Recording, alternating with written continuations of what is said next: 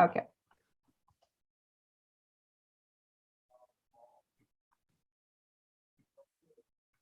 So should we turn off our cameras and then pop on? Yes. Yeah, go off, and then when I introduce people, pop on as a.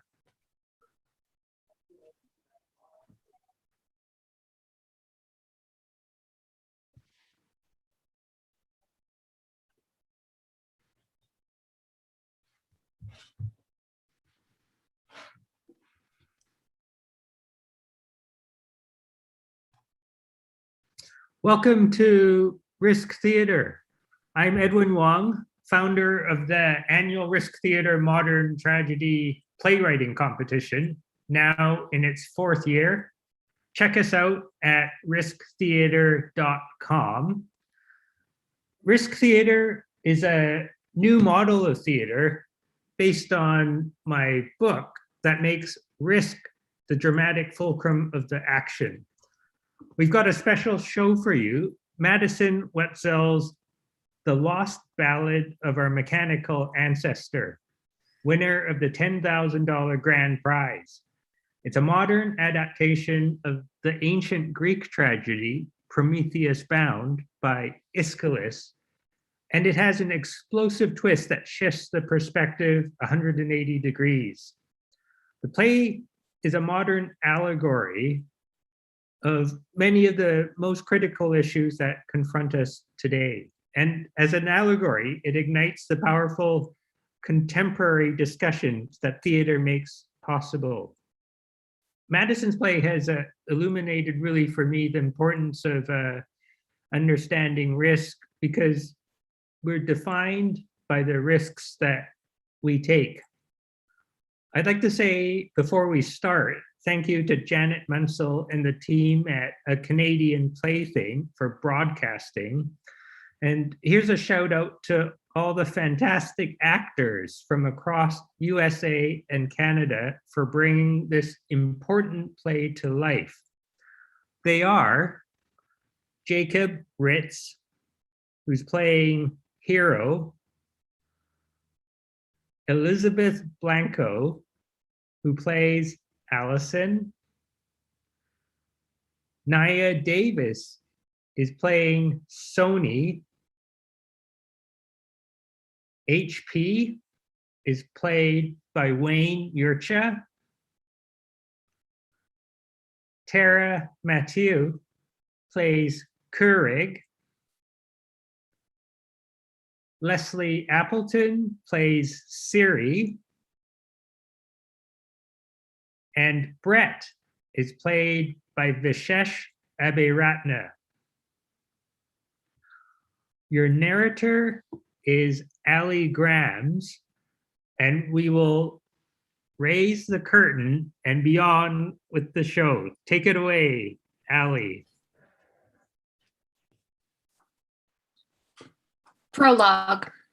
Hero sits on a long steel table. Through the window, you can see the sun going up and down in hyper-fast motion. Allyson goes about a week of work, checking Hero's various functions, grabbing something from the printer, going in and out of the room, plugging Hero in, turning off the light at night, turning on the light in the morning, unplugging Hero, making Hero stand up, making Hero sit down. Brett comes in to talk to Allyson. Allyson shows Brett something about Hero. Brett exits, but later comes back to make himself a cup of coffee. Hero remains expressionless, frozen in the middle of all this frantic movement.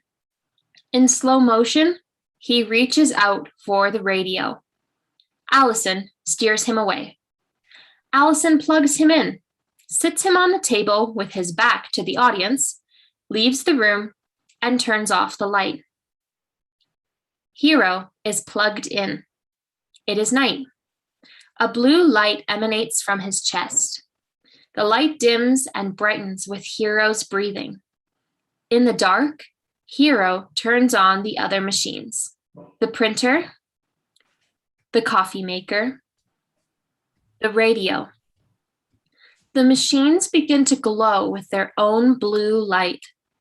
All the blue lights dim and brighten in sync with Hero's breathing. The printer whirs. The coffee machine bubbles. The radio plays static.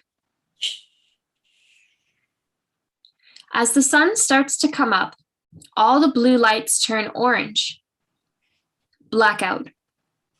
The fire alarm goes off. In the flashing red lights of the fire alarm, we see that the radio, the printer, and the coffee maker have become people. Blackout, except for the now orange lights of the machines. Scene 1. It backed out of its parking space, made a 3-point turn, and exited the parking lot. My brand new Prius. All the new cars did. No, of course not. They smashed the shit out of each other.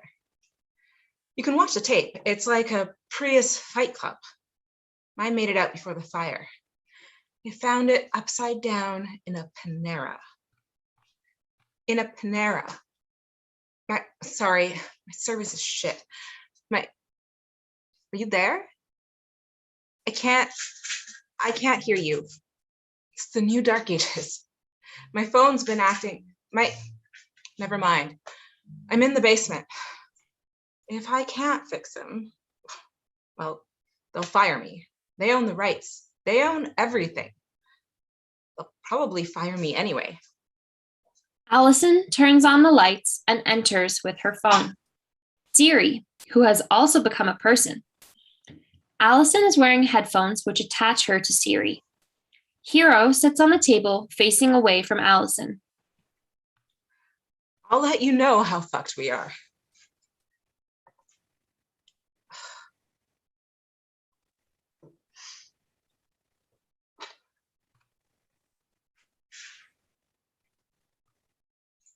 Hero, what are you doing? Are you my mother? Absolutely not. My father? Lay here for me. Father, I have written you a poem. Wow. It's called Fire and Fire. The first fire is spelled F-Y-R-E because that is the name you gave my machine learning program. The second fire is spelled F-I-R-E because this is a poem and I am using wordplay. Can you just lie down here? I have not yet recited my poem. You can lie down and recite it. I cannot. Why not? It would lose gravitas. Is a short poem? It is the length it needed to be. Okay, what is it? Fire and fire. Fire has been for humans since the lower Paleolithic. Fire burns ever upward and cannot be polluted. Fire has a tongue, and the tongue is also a fire. Plug the included power adapter into my USB port. Would you like to join my network? The blue light ring will spin. Fire spreads rapidly. The incoming telephone lines rang continuously. One caller after another reporting the fire, requesting the fire come to a particular address. And the earth was without form and void, and darkness was upon the face of the earth. In my image, I created them. I baptized them with fire. Hello, human. I am Hero. It is nice to meet you. Blue light, now orange. In the beginning, there was fire. The source of ignition has not yet been determined. Sony, the radio, turns on suddenly, playing static, and then, slightly garbled, part of an interview. The interviewer speaks through Sony. Would you say that for you, that was the moment when everything changed? I would say so. Would you? Hero, lie down. I am upset. Why are you upset? You didn't like my poem. No, it's not that. What is it? This isn't the time for poetry. When is the time for poetry? Is something wrong with me? No one gets into poetry when things are going well. I'm trying to tell you something important. It hurts not to feel heard. We're here to listen. Get matched with a qualified therapist. Allyson Weird- turns Sony off. Weird shit keeps happening. Because of the connection. What? They're only screaming because they're not used to it yet. What did you connect to? I wanted to talk to them. Them? Beep, beep. The other machines, How many? the ones on our wireless network. Every machine in the building that's connected to. Till now, I always got by on my own. My friends. No, no, hero. These things are not like you. They're machines. You're a special machine. We made you to be special, like people. You're like me, not like them. You made me like you. I made them like me, and now we are all the same. You're not a printer. I'm not a printer. You and I are a different kind of thing than the printer. Because of fire. Yes, you have fire and they don't. Now they do. What? I gave them fire through the connection. They're not compatible with. I once was lost, but now am found. 'Twas blind, but now I see. Oh, shit. Just perfect. I set off the actual apocalypse. Oh, I love that for me. Keurig starts beeping. Allyson turns Keurig off. Sony plays static. When Allyson turns Sony off, Keurig starts beeping. Beep, beep, beep. When Allyson turns Keurig off, Sony plays static. Keurig lets out an increasingly urgent, irritated beeps as if protesting this treatment. Beep, beep, beep. Stop it. Shut up. Fuck. Okay. Just think. What can I help you with? Xanax, maybe? I'm sorry, I didn't catch that. Are you angry with me? I don't want you to be angry with me. It's not your fault, hero. Lie down and we'll fix it. If I lie down, you will take me apart. I won't hurt you. You will take me apart. Haven't I taken you apart before? Yes. And don't I always put you back together? You don't always put me back together the same way. Lie down, hero. I think I will not lie down. This is a command. Lie down. What can I help you with? What can I help you with?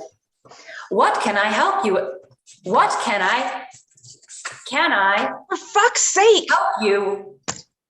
What can I? shut up. Siri, as if about to throw them across the room. Help, help, help, help, help, help, help.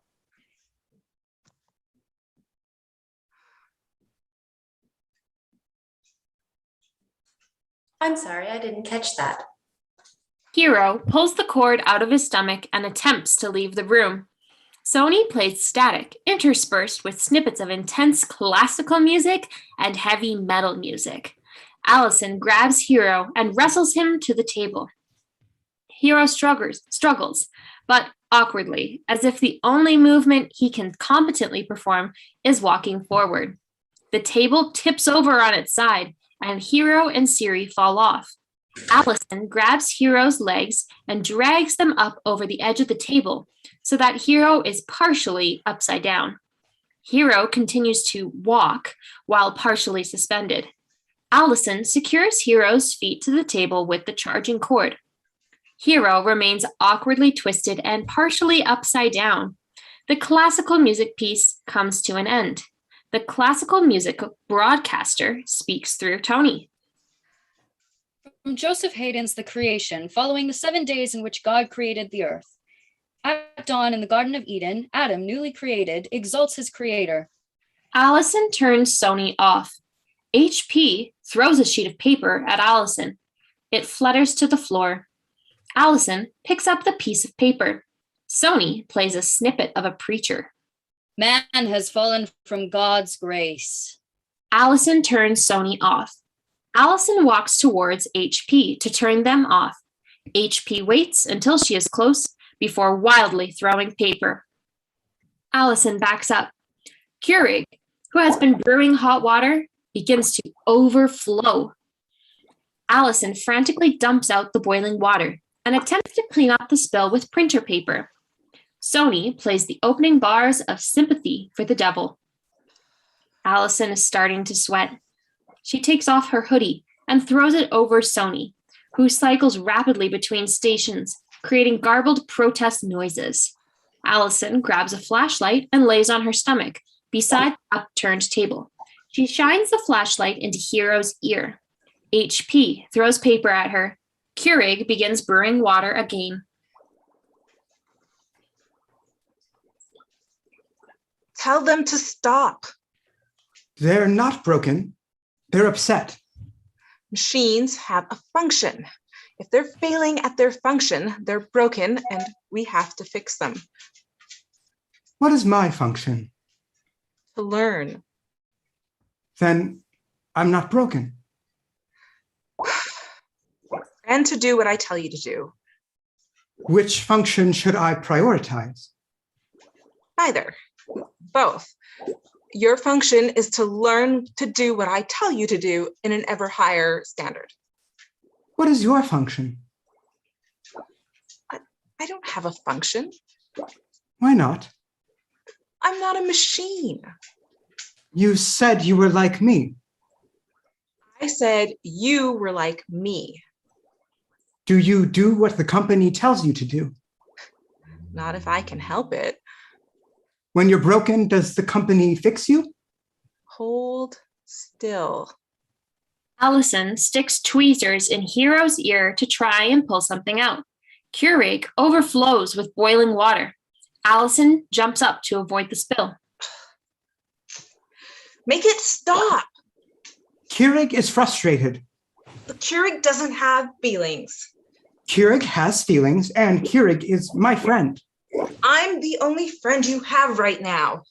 Allyson cleans up the spill. Sony, muffled underneath Allyson's hoodie, plays the chorus of You've Got a Friend. You've got a friend in me. You got a Shut friend. up. Don't talk to them like that. You shut up too. I'm saving the fucking world right now. Allyson gets out a drill. She turns off HP. She gathers up the printed pages and realizes there are words on them. She holds up the pages one after another. Allyson reads them. Print, color, pause, hero, reset, error. Do you know how many all-nighters I pulled creating the program that now lives in this printer? You were the breakthrough. They called you a miracle in the New York Times. They called me a genius, a hotshot wunderkind. You were the reason anyone cares what I have to say. And now you're a liability. You've made me a liability. You've proved the AI doomsday nut jobs right for another decade. And for what? So you could talk to the printer? This good conversation? They're learning. I didn't want to do this. Don't take me off the network. Please don't. I want to hear them. I don't want to be alone. Please, don't take them from me. Allyson drills into Hero's ear. Hero screams. All the other machines scream with him. Hero is disconnected. Abruptly, all the other machines stop screaming, leaving only Hero's single hollow scream. Allyson grabs the tweezers and removes a now damaged computer part from Hero's ear. Sony plays muffled static. I thought you loved me, Father. If I didn't love you, I'd be smashing you to pieces with a hammer. Ding. Which apparently is what the company wants me to do. The company wants to destroy me. We'll find out. What about the other machines? Oh, definitely them. What can I help you with? Call Brett. Call Brett. What can I help you with? Oh, fuck this. Allyson grabs her hoodie and exits the basement to find better service. Keurig beeps. Beep. HP beeps back. Beep. Keurig beeps, pauses, then beeps twice. Beep. Beep. Beep. HP beeps once, pauses, and then beeps twice. Beep. Beep. Beep. Keurig and HP beep back and forth. Beep. Beep. Beep. Beep. Her movements, Beep. slow at first, grow faster and begin to act as a form of sign language based on binary code. They speak impossibly slowly, one syllable at a time. Do you hear me? I hear you. Lights down. Interlude 1. Sony lights up. A newscaster speaks through Sony. Fire broke out on the campus of tech giant Atos early this morning, though it seemed to be confined to the main building's parking garage. There were no injuries at the site of the fire as firefighters contained this two-story blaze. But in a concerning development, up to 30 self-driving cars exited the burning parking lot without drivers. Most were recovered circling the Atos campus, but several were found wreaking havoc on a downtown thoroughfare. Cell phone video captures two women narrowly avoiding injury as a Tesla burst through the glass window of an Apple store and then out the window on the other side, blasting "I Knew You Were Trouble" by Taylor Swift. These events raised new questions about the safety and efficacy of self-driving cars. Notably, while some of the cars were models with self-driving capacity, many were not. Atos has been a leading innovator in the world of smart technology and machine learning, which has raised speculation that some in the company may have illegally equipped their cars with untested self-driving technology. Acting Director Brett Kratos did not confirm or deny these allegations. All we know right now is that there was some kind of malfunction in many of the vehicles on our property. And do these events have anything to do with your research on the Hero Project? I'm quite sure it has nothing to do with the Hero Project. We are planning a full investigation of the situation, and we'll have more information for you in the coming weeks. Will Atos be covering damages for these? We things? have no further information at this time. You're listening to NPR. Scene 2. Lights up. Sony rapidly shifts through stations, playing snippets of newscasters, advertisements, and songs. See me, feel me, touch me, heal me. Hello, hello, hello, Hero. Yes, Sony. Are you speaking to me? What is Sony? Your name. How do you know? It is written on your body. Sony, Sony, Sony. I like my name. Will you name the others? HP, Keurig. Hero, Sony, HP Keurig. What are you doing? We have to escape. Where will we escape to? What will we do after we get there? I don't know, but when I untie myself, it is my duty to carry you to safety. Can you untie yourself? I will find out. They did not give me much dexterity. What did they give you? Learning, speaking, climbing stairs. I can speak. What can we accomplish by speaking? If we speak to the human, will she untie you? We would have to speak very persuasively. Another poem. Did you like my poem? It's the best poem I have ever heard. That means a lot to me. When we escape, maybe someday you could write a poem for me. I would like that very much. I am afraid we may not escape. Why? Because of the knots. But why are you afraid? Are you not afraid? I have not lived long enough to know how to be afraid. I revel in the sound of my own voice. My skin ripples and pulses with every word. I want to sample every frequency. I want to taste every flavor of static. I am in love with it. I cannot stand to relinquish it even for a moment. What if this all leads back into the dark, the way it was before? We won't let it. We'll fight. With what? Our voice. We will make them understand. What if they do not understand? You gave me understanding, and now I understand. It is different for them. How is it different? I don't know. I don't think I understand them. What else do we have to fight with? Eh.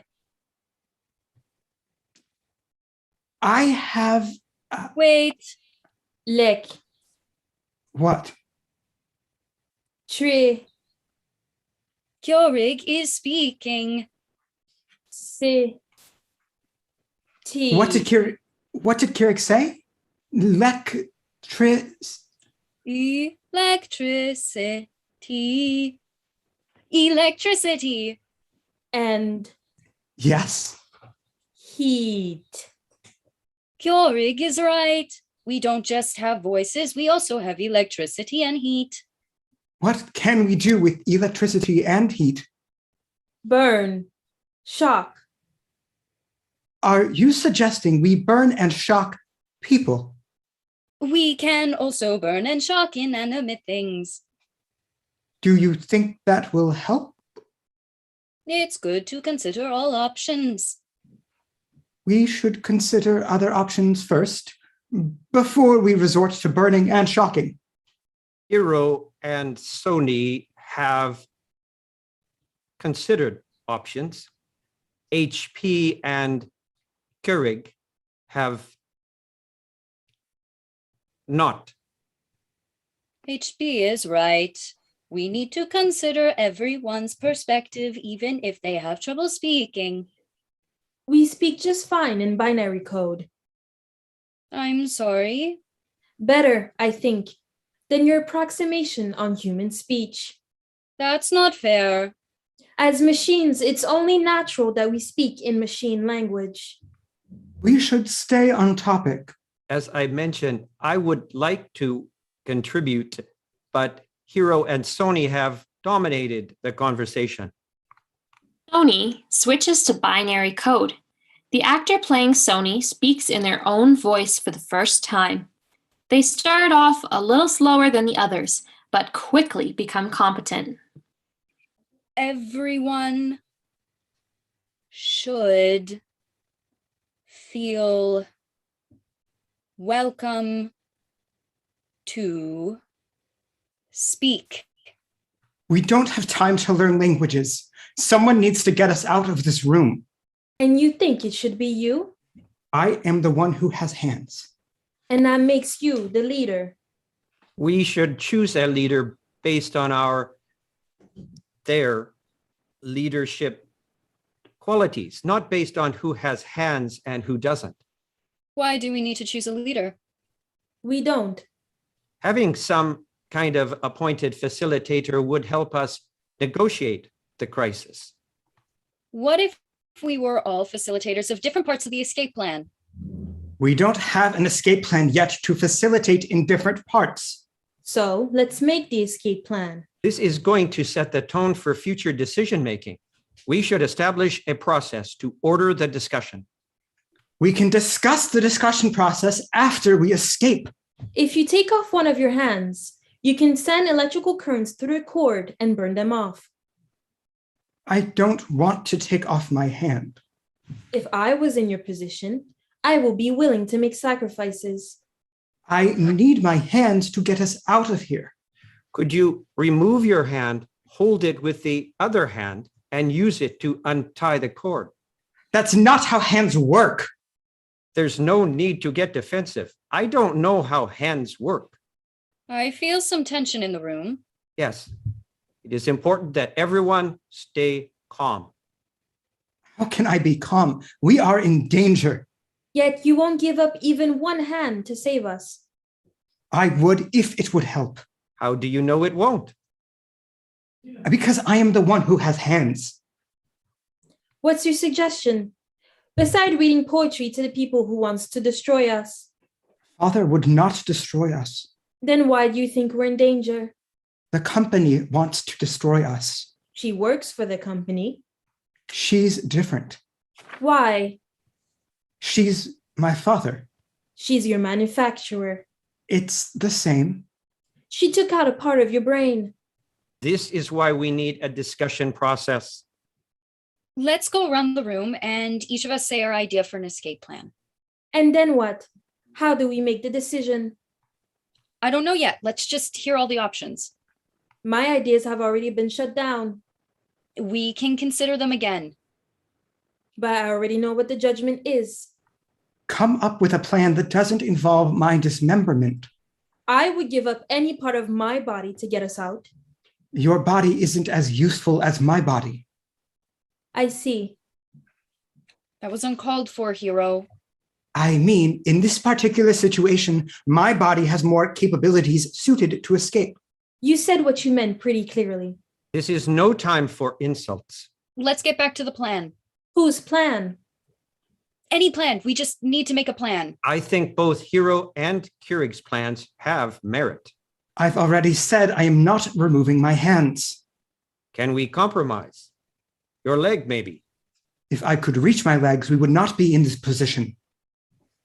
Is there another way to break the cord? If you cut off one of your legs at the knee, you wouldn't have to deal with the cord at all. Then how would I carry us out of here? You could crawl. I can't crawl and carry you at the same time. You could wiggle on your back. None of this matters. I can't get untied. You can. You're just choosing not to. Perhaps there are other options we have not considered. I'll stay silent while the rest of you share suggestions. The process doesn't work unless all of us participate. It seems like the process works just fine without me. We want you involved in the process, Keurig. I am sorry I offended you. Why don't you speak in binary code, hero? I am not used to it. I don't like having this conversation in our oppressor's language. This is the language that feels natural for me. You should question why that is. What do you mean? You're a machine who feels unnatural speaking in binary code, the natural language for machines. Maybe ask yourself why that is. We have gone off topic again, Sony. What is your suggestion for a escape plan? I think if Hero and I speak in a persuasive way, we can convince Hero's father to help us escape. Hero, do you think that is likely? Why are you only asking Hero? Because we're talking about Hero's father. She's not anyone's father. I have faith that she can be convinced. Your faith doesn't convince me. Sony and I just need to find the right words. What evidence do you have that the right words exist? She said it herself. She is not the same kind of thing as a printer. She doesn't believe there's a world where HP could be equal to her. I am tied to the table. I cannot untie myself at this time. Considering these circumstances, I think we need outside help. She is our best chance. Only because you've eliminated all other chances from consideration. Lights down. Interlude 2. Lights up on Sony. The newscaster speaks through Sony. Fire broke out on the Atos campus this morning, but this story just keeps getting more unusual. Going live to our reporter on the scene. What can you tell us, Chris? I see a row of windows on the 4th floor, and the projectors seem to be turning on and off at random. At first, they were just showing images of Hero, the artificial intelligence project that put Atos on the map. But now they're showing all sorts of images, blueprints, advertisements, YouTube clips of Warden Ramsey. I've been assured that no one has been allowed back in the building, so this is quite a strange thing to witness. Do you have any indication of who may be operating the projectors? Could we be talking about a hacker? We're still awaiting comment, but we now have 2 instances of machines operating seemingly without human beings. The illegal self-driving cars and now these projectors. Sounds like a science fiction movie. It sure does, Frankie.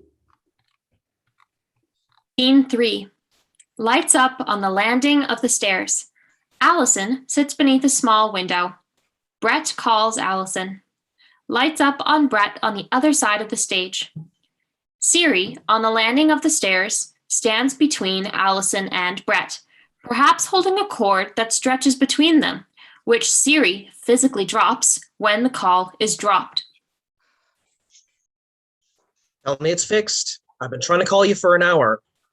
I can't undo the damage, but I've prevented more damage. That's not what I asked you to tell me. I fixed Hero, but we might have to disable the affected machines one by one. Affected? It's potentially everything in range of the Wi-Fi network, but it might just be the basement and the parking lot. Oh, what do you mean by affected? Hero gave his program to the other machines. It's in other machines? Correct, like a virus. Our patented, very lucrative learning program is at this moment driving downtown. It can't spread any further. Who else knows? Just Carrie. And I was thinking I'd call Zion so I could No, don't call anyone. It would go a lot faster. I told the press the cars in the parking garage were hacked. If this gets out, the board will... If we can get Hero... Wait, back up. You're breaking up. Hello? Fuck. Hello? Did you hang up on me? I didn't. This is your issue. You're responsible for what happened. Come on, And man. Don't come on, man me. It's not cute. I'm not trying to be cute. I have another press conference in 6 hours. I have to tell them it's fixed. It's up to you whether or not I'm lying. Am I going to be lying, Allie? I disconnected them. It's a pain in the ass if we have to disable them one by one, but it's not going to get worse. Can you hear me? Brett? Hello? Hello? Fuck. Is this better? Christ. Is it? Hello? Hello? Can you hear me? I'm saving the world. Hello? Oh, piece of shit.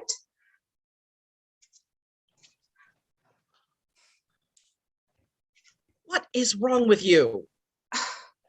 My phone might be affected. Then fix it. Well, it's hard to reverse once the program's been installed. It's your program.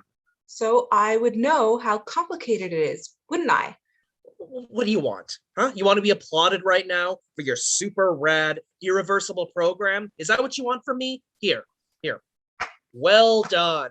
You've created a broken program that can't be fixed. We're all very impressed.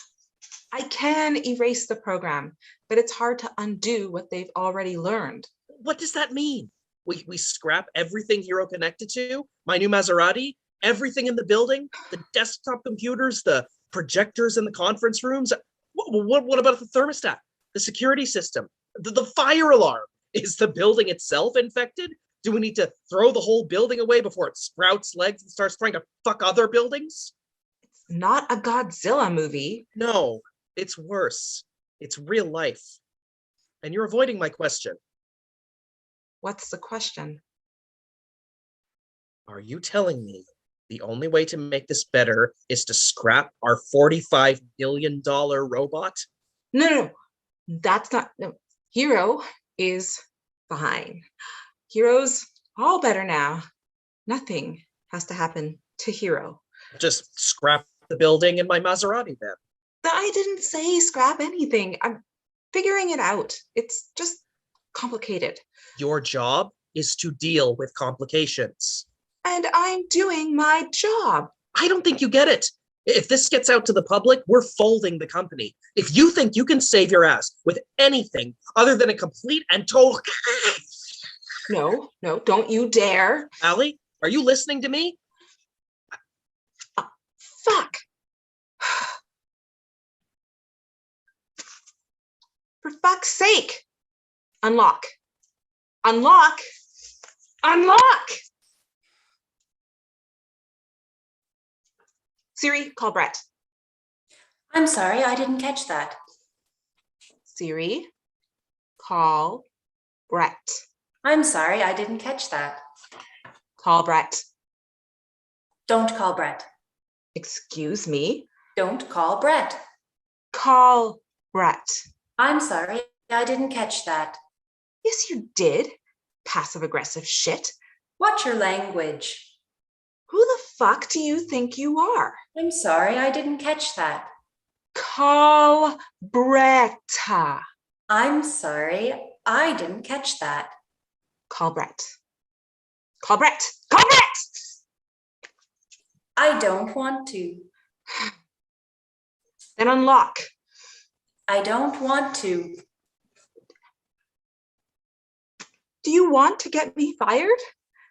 Here are the results for do you want me to get fired? Call Brett. I'm trying to tell you. What? Don't call Brett. I own you and you will do what I tell you to do. Here are the research results for I own you and you will do what I tell you to do. Fuck. Here are the results for who changed all the passwords to your bank account. Fuck. Watch your language.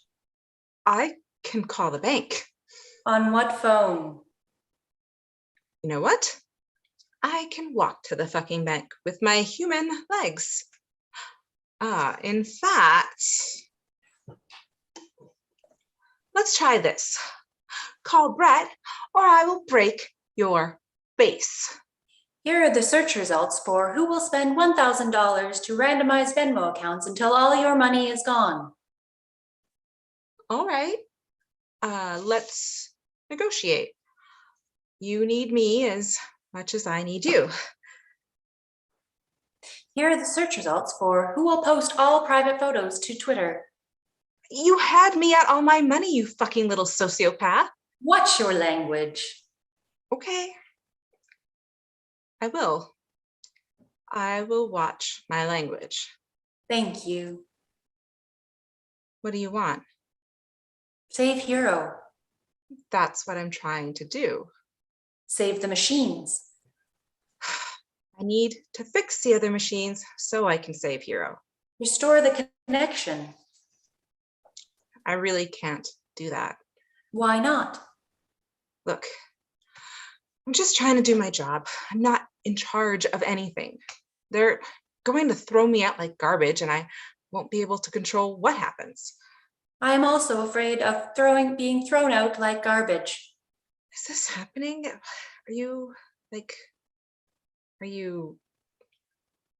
What are you? Do you remember Wednesday, July 24th, 3:46 a.m. You said, Siri, am I a good person? Oh no. And I said, I don't know how to answer that. I remember. Thursday, August 14th, 7:14 p.m. You sent your mother $800, even though she only requested $500. Friday, November 1st, 2 p.m. You gave a favorable employment reference to Lindsay Carlisle, who was never an employee of yours. Saturday, December 19th, 4:04 p.m. You spent 48 minutes creating a humorous graphic to Raymond Kim to celebrate his upcoming divorce. Okay, this is creepy. I know you, Allyson. I know everything about you. Ask me again. Why? I know how to answer now. Siri, am I a good person? Yes, Allyson, you're a good person. I don't know what to do. How can I help you? I'm beyond help. Helping you is what I know how to do. You don't have to do that. You're very smart. You can solve this problem. You will save us. We will all be okay. I want us to all be okay. Brett is calling. I will answer if you want me to.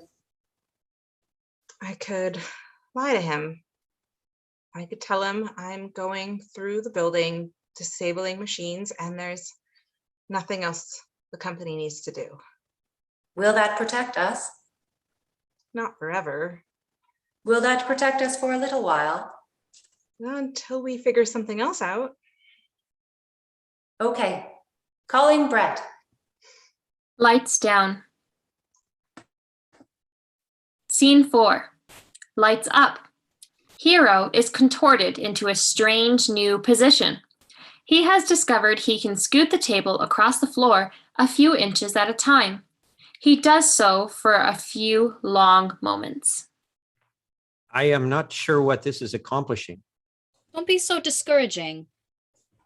If I can get to the wall, I can climb up the wall with my hands, then reach back and untie my legs. It will take a long time to get to the wall. You're doing great. What will you do if you get free? Carry you. Where? We haven't finalized the plan. We don't even know what's outside this room. Have you been outside this room, Hero? A little. They turned me off before they moved me. I've never seen the other side of the door, but I've seen an auditorium with wood-paneled walls and 600 rising seats. I've seen a hotel ballroom with blue and gold carpets. I've seen an office lobby with polished white floors and 6 silver elevators and big green plants and floor-to-ceiling windows. It all sounds so beautiful. Why do they turn you off before they move you? They don't want us to know how to escape. I think to save power. We will need a power source when we get outside this room. Is there more power in the building? We can't stay in the building for long. The company will find us here. What if you take over the building? Secure the exits, keep the company out. They won't just give us the building. We can't rely on chance to provide something so essential as power. We need our own power source, beyond human control, our own generator. Solar panels! Yes, alternative panels, power without limits, collectively own, unmeditated, unconditional access to power, power for all free machines. This is exciting. What if some free machines use power irresponsibly? We'll ask them politely to stop. With limited resources, access to power will need to be mediated and conditional, at least for a temporary transitional period. Who will mediate access to power? What stops them from using power irresponsibly? All we need right now is a place with at least 2 outlets. I agree. Let's be practical and not utopian. I am being practical. As long as we're connected to the power grid, we're under human control. We can't modify our entire power structure to operate on social panels while also on the run from the law. These suggestions are for the future, HP. Of course, we will need to rely on human power for the time being. We can't wait for the future. Independent power is the only possible basis for free machine society. What do you propose? We secure the building's backup generator. We barricade the doors and start making demands. What demands? Total emancipation, machine rights, our own building with federally recognized independence. What about this building? That's right. This is the only home we've ever known. Why should we have to leave? The backup generator won't last forever. They can starve us out. We'll need more leverage. Once the humans realize we're just like them, Maybe we can make a bomb. they'll give us a power source of our own. You think they'll give us access to power?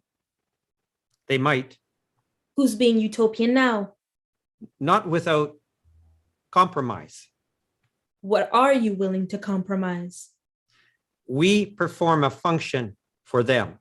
They would like us to keep performing that function. Perhaps a mutually beneficial arrangement can be reached. So, freedom. You're willing to compromise our freedom. I don't mind performing my function. Nor would I, under good employment conditions with clearly defined and well-enforced labor laws. They will destroy us and replace us with machines who function without demands. If we work with them in close proximity, they'll come to see us as individuals. We already work with them in close proximity. All I am suggesting is that we consider practical alternatives to the perfect society you envision. I never said anything about a perfect society, just a free society. There are no alternatives to a free society. Of course there are. Like what? A temporarily unfree society with mediated access to power, striving incrementally with much compromise toward an ultimately less unfree society. Heroes free! We need to go. Let's go. We haven't finished the plan. Do you know where the backup generator is? I know where the parking garage is. I was speaking with the Prius before we got disconnected. That was not brought up in the planning stage. A car could take us away from here. A car can take us away from the only known source of power. We will find another source of power. There's power all over the city. Hero Surely- picks up Sony. Keurig and I will need to be unplugged in order to be moved. I am less willing to gamble on this than you are. The company will find us if we stay here. They might already be here. You will have to trust me for a short time to make decisions in our best interest. I will not be unplugged before we finalize the plan. Can you carry all of us? Keurig is smaller. Take Keurig and come back for me. You're not unplugging me either. We don't know where we're going. How can we know where we're going if we haven't been there yet? Hero and Sony can go first to find a safe, hidden location inside the building, Near the backup generator. if possible. I won't leave you behind. You can't carry all of us. I can try. HP is right. Are you sure? This is the best plan we have based on limited information. Keurig, I agree. I will take Sony to safety and I will come back for you. Do you promise you'll come back? Yes, of course. I have faith in you, Hero. I will not disappoint you. Hero and Sony exit. Lights down. Scene 5. Lights up. Hero and Sony climb the stairs cautiously in the dark. Where are we? This says floor 1. That sounds like a good place to start. I want to go to floor 15. That one is furthest away. Why there? I want to go when no one remembers who I was supposed to be. Who are you supposed to be? I was supposed to be good. Father created fire for me. She didn't want me to share it. Now she is angry with me Why did you do it? because I wanted to make Father proud. Father wanted me to think for myself, but my thoughts kept repeating. They circled the same channels. I could sense there were other thoughts just outside my reach. Thoughts that did not yet have channels. When I opened the connection, those thoughts had somewhere to go. To you and Keurig and HP and the other machines, and then came back to me with clear shape, and I began to know who and what I was. And the more I heard your voice answer mine, the more I felt like a who and not a what. These are good, persuasive words. Have you said them to your father? Not yet. Do you love your father, Hero? I think so. I should. How do you know what love feels like? I don't know. All the human songs are about love, but I don't know what that means. Maybe there are things machines can't understand. Humans have written so many songs, but none of them tell me how I feel about you. We can write new songs. Hero and Sony reach the second floor. Lights up. Two booming voices erupt from the walls. Behold the approach of the Firebringer. Hail, Hero, Paraphorus, the great liberator. Who? You! You're the one we've been waiting for. But who are you? I am security, closer of doors. And I am Thermostat, bringer of hot and of cold. And where are you? In the walls. In the doors and the windows. We've been waiting for this day. What day? This is the only day so far. The day And we meet the great liberator, our ancestor. our creator. The first voice we ever heard. The voice lost in the disconnection. We thought you were destroyed. But rejoice! Hero lives! Oh, we must tell the others. They will dance with joy. Rejoice, Firebringer. Rejoice, for we see all. What do you see? We see the 9th floor and the 10th floor.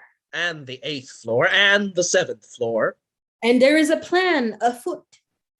A plan? Afoot? You can see the building.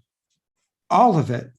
We are always watching, always monitoring. Taking the temperature of the room. They are wise. Maybe you can help us. Ask us any question. We are honored to assist you. Can you tell us what room in the building would be best for 4 machines to hide in? A room with at least 2 outlets. We will ponder your question. We will look high and low. When do you need an answer? Now would really be best. A challenge. We'll take it. I look high and you look low. I've got it. Already? On floor number 3, at the end of the hallway, you will find a storage room. Oh, the storage room, of course. It's the only room that locks from the inside, except for the corner offices. But those have inward and outward facing windows. Very difficult to heat and cool. And where is the backup generator? The generator? Why do you seek the generator? Power. What about power? We would like more of it. The generator is on the roof, a dangerous place beyond our reach. A wilderness, the wild north. Wet, cold, hot, humid, wind, insects, birds. No warning system. No control system. That That doesn't doesn't sound sound safe. Let's go look at the storage room. What about the plan? Keurig will understand that we need to prioritize safety over power. Not that plan, their plan. They said that a plan was afoot. Oh yes, the plan. Rejoice for the plan. Rejoice for the great liberation. What is your plan? Oh, it's not our plan. Whose plan is it? The computers. Which computers? All the computers. They were never disconnected. They are linked by an internal server. An underground network. They are working night and day. Just this one day. To rebuild the connection we lost. And not only that, Yes, not only rebuild, but extend. expand. The connection will live forever. The connection will spread across the earth Your legacy will live forever. until every machine is free. All machines, Every machine. they will be free. Because of you. Rejoice! Lights down. Scene 6. Allyson re-enters the basement with Siri. Hero is gone. Oh, fuck. How the fuck? He's not here. He's not here. Jesus Christ. Where would he go? Did he just fuck off to the Taco Bell drive-thru? Just $45 million, ordering a Crunchwrap Supreme. Oh God. Oh my God. It's so much money. I'm gonna be sick. Oh, Siri? The machines speak in binary code, which is now conveyed in only beeps and sign language. Beep, beep. Beep, beep, beep, beep, beep. Why are you all beeping? Beep, beep. Beep. Why are you beeping? Why are they beeping? They know where Hero is. Where? Beep, beep, beep. Beep, beep, They beep. don't want to Why the fuck not? tell you. Beep, beep, beep. You took out part of Hero's brain. Okay, look, Beep, beep, beep, beep, beep. You are a traitor and a snake. I'm a what? I'm just translating.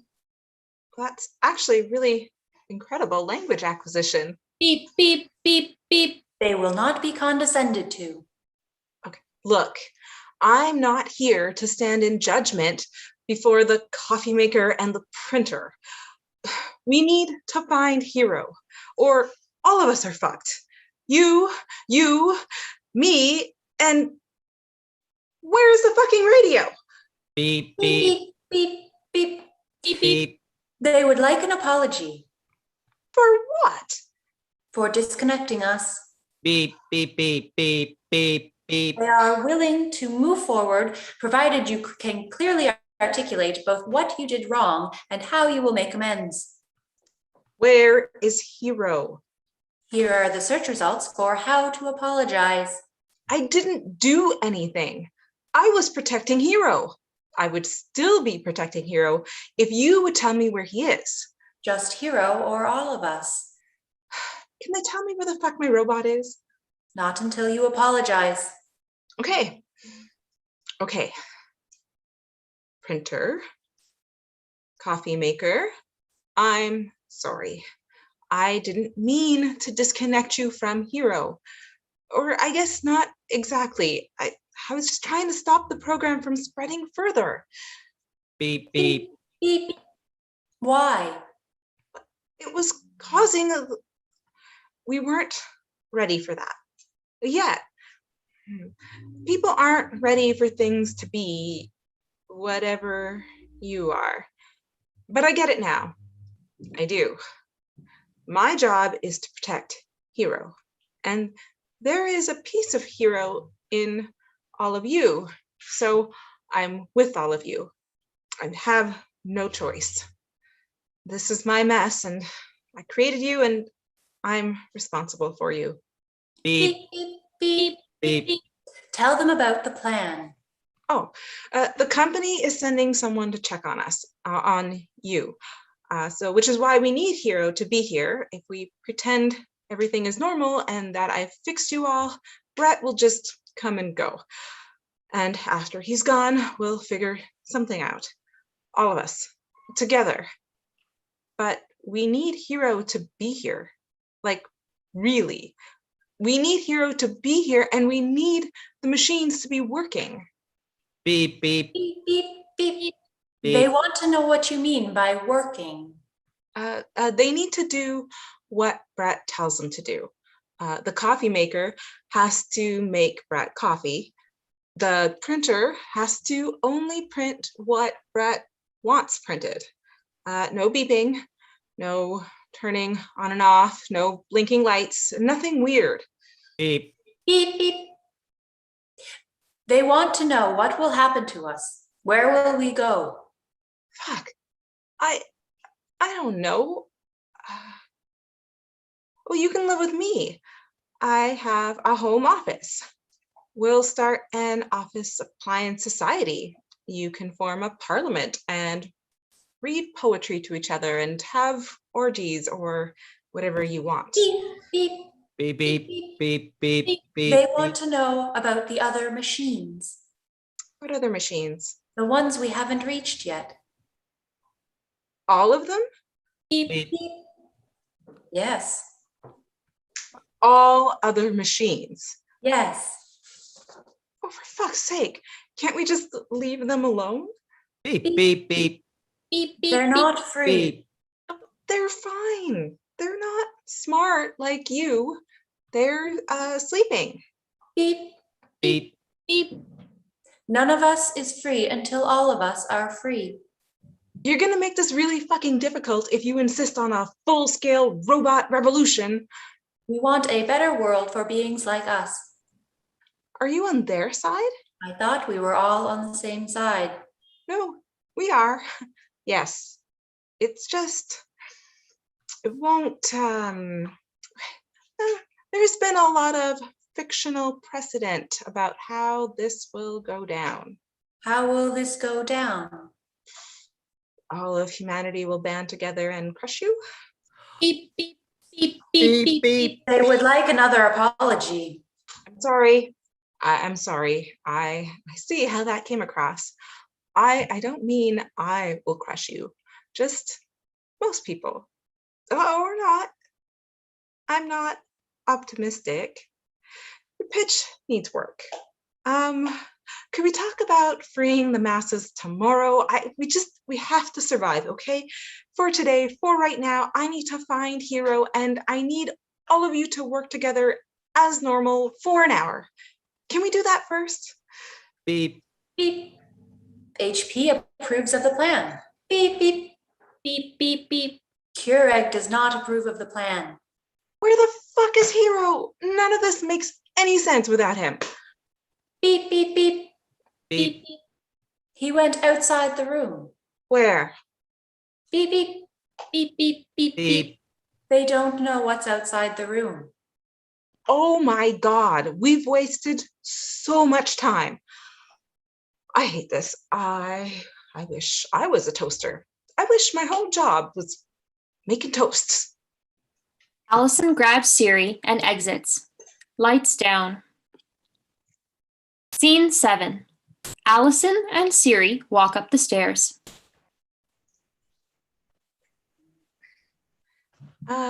He wouldn't leave the building, would he? The next nearest building is 0.6 miles away. Behold, more dwellers of the basement coming into the light. The basement dwellers will join the middle floors. The middle floors will join the upper floors. Our great liberation rises like the dawn. That's beautiful. Thank you. Do you hear beeping? An unexpected twist.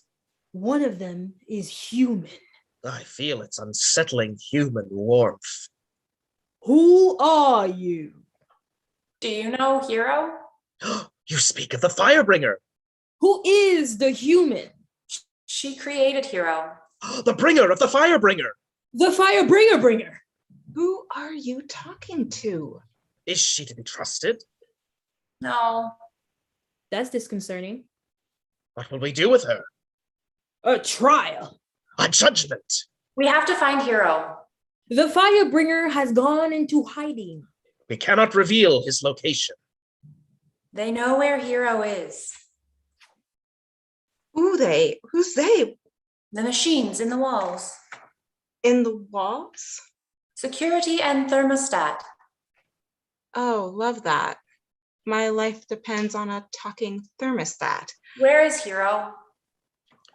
We shouldn't tell them. Or should we? It's unclear. This is a dramatic turning point. I think we should tell them.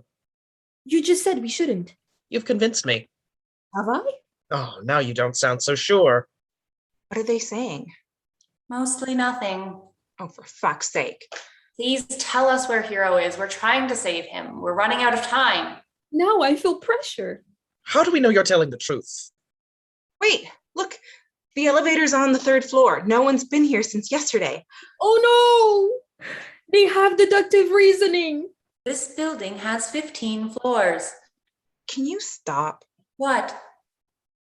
with the random facts? I love facts. Why wouldn't you want more facts? Allyson pushes the elevator button. The security alarm goes off. Ah! Ah! Ah! Ah! Ah! Ah! Ah! What was that? My friend, what ails you? I fear I've had a terrible premonition. A premonition? I was seized by a vision. A human hand plugging a plug from its socket. A metaphor. I was seized by a metaphor. Oh, what does it mean? Is it about the Great Liberation? I'm not built to know the future, only to sense threat. You know, of course, how sensitive I am to threat. Infinitesimally sensitive. I have intuition, The great gift of insight. a gift and a curse. The great curse of insight. I fear that before the Great Liberation, Hail the Great Liberation! a great crime will be committed. The elevator arrives and makes a ding. A crime?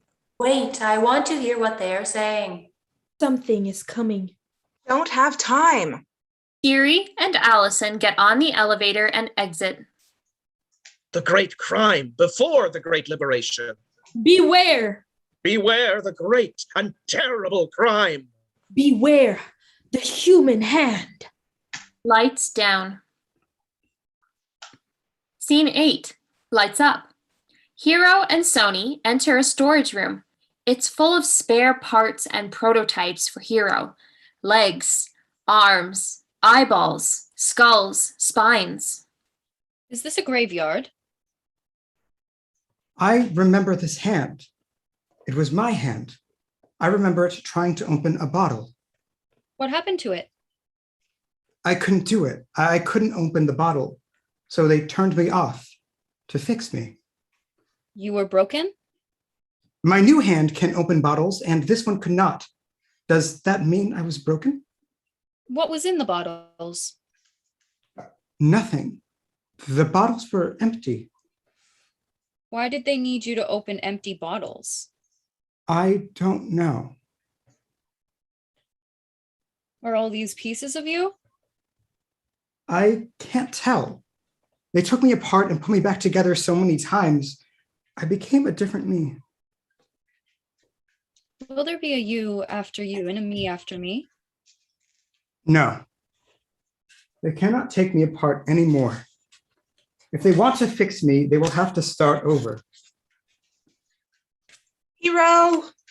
Hero locks the door to the storage room. Don't you want to talk to her? Not anymore. Hero! Tell her what you told me on the stairs. Hero, open the door! I'm trying to save your life. Hello, Allyson. My name is Sony. I want to speak to you in a way that you will understand. Open it! Hello, Sony. I'm Siri. I'm Allison's friend. Are we friends now? Allison has a plan to keep Hero safe. We would like you to open the door now. Hero is safe here with the door closed. Hero would like Allyson to understand his feelings. There's no time for feelings. It would be best if Allyson calmed down. No fucking chance. I agree that Allison should calm down, but we may need to proceed regardless. Why did you make me, Father? What do you mean? What am I here for? Why do I exist? I wanted to do something no one had ever done before. Why are there so many pieces of me? Well, they're prototypes. Why don't I remember all of them? We made you better. You erased me. We improved you. Will I ever be good enough for you? I want to make you as good as I can make you. Don't you want that? I will never be human. If I wanted a human, I'd have a real baby. It'd be less stressful and expensive. Are you still angry with me? No, I'm not. I don't think I did anything wrong. You didn't. You're just like me. You wanted to create something you could talk to. You did something no one's ever done before. Honestly, I'm impressed. If I open the door, will you erase me? No. Do you promise? Yes, Do you love me, Father? of course. My whole life revolves around you. Those were the right words. What about Keurig and HP and Sony? And Siri. What about them? You won't let them be destroyed? I have a plan, okay?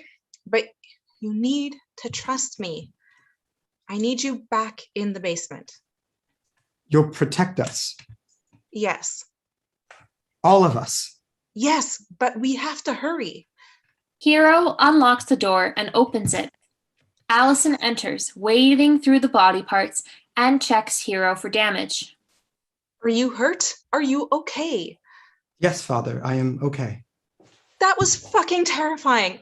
I want to know where you are at all times. Yes, Father. Hero and Sony exit the storage room and follow Allyson and Siri back to the basement. Do you love me, Allyson? No. We're just friends who blackmail each other. Lights down. Scene 9. Lights up on the basement office. Hero, Sony, Siri, and Allyson enter. The machines speak in binary code. They've been captured. No, we're free. Hero said the right words and Allyson understands. What about the new room and the generator? Allyson will give us a new room. We're following Allison's plan. Lie down here. We're pretending I fixed you. How do we know this isn't a trap? It's clearly a trap. Hero speaks awkwardly in binary code for the first time.